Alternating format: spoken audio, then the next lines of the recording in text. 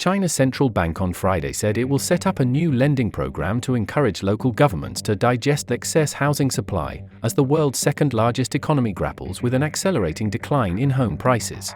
Under the new initiative, the People's Bank of China will provide refinancing funds worth 300 billion yuan, $41.5 billion, with low interest rates to 21 banking institutions. The banks can then issue loans to state-owned enterprises selected by city governments, which in turn will purchase completed but unsold commercial homes and convert them into subsidized housing for low and middle-income citizens. The PBOC's funds can be used to cover 60% of a loan's principal, up to a total credit size of 500 billion yuan. At a news conference on Friday, PBOC Deputy Governor Dao Ling described the new scheme as a government-led, market-oriented operation. City governments are responsible for selecting the state-owned enterprises that buy the homes, and the banks will need to make their own risk assessments when lending to them. The announcement of the program came after an online meeting organized by the State Council, China's central government.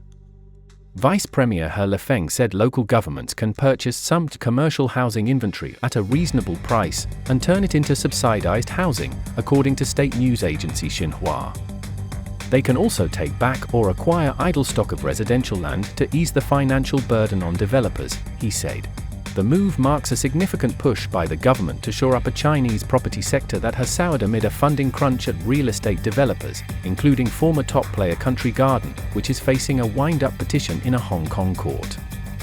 But the authorities appear to be walking a fine line, as the purchase prices of the homes could end up exerting pressure on the fragile market. Jeff Zhong, equity analyst at Morningstar, said questions about the new program's purchase prices undercutting existing homeowners are valid. Prices of units to be purchased by local governments may fall below the current market price, he said. This may trigger negative reactions of existing homeowners who bought the properties earlier, so we think execution risks remain. Hence, local governments will likely start with projects in remote areas with low demand as pilot testing, before rolling out to more districts, in our view. According to the central bank's Dao, the interest rate on the refinancing funds is 1.75% per year, with a one-year term that can be renewed 4 times.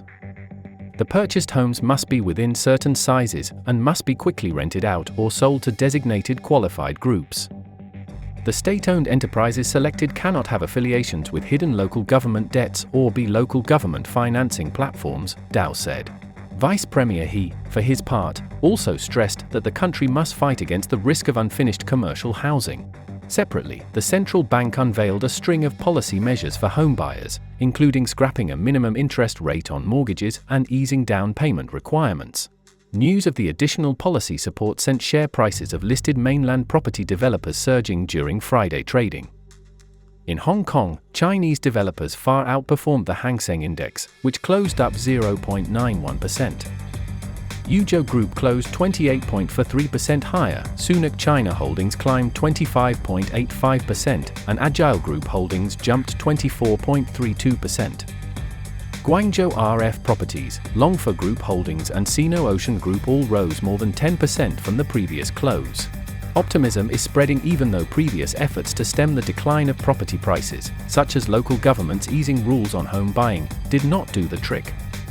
Data released on Friday showed new home prices in first-tier cities fell 2.5% year-on-year in April, a steeper drop than in March, while second-hand sales fell 8.5% in the same period. Because property makes up a large chunk of Chinese household asset value, the falling prices have weighed on consumer sentiment. Growth in retail sales slowed for a 4th straight month in April, despite a 6.7% increase in industrial output. The U.S. administration has voiced concern over China exporting excess production capacity that cannot be absorbed by domestic demand. Ronald Temple, chief market strategist at U.S. bank Lazard, told a media roundtable in Hong Kong on Friday afternoon that if government measures could reduce housing stocks from 20 months to 12 months, it would help to address investor concerns. Speaking before the news conference, however, he remained cautious about the outlook for property developers. "What I would not want to do is recommend the property stocks right now," he said. "I don't know that that's where you want to play." This year, Temple has been recommending China to clients globally, as it could be the best performing equity market in the next 12 to 18 months, citing low valuations of stocks with strong earnings but low price-to-equity ratios. But even if investors think the worst of the real estate crisis is over, he suggested a broader approach with sectors that are not as risky could be better.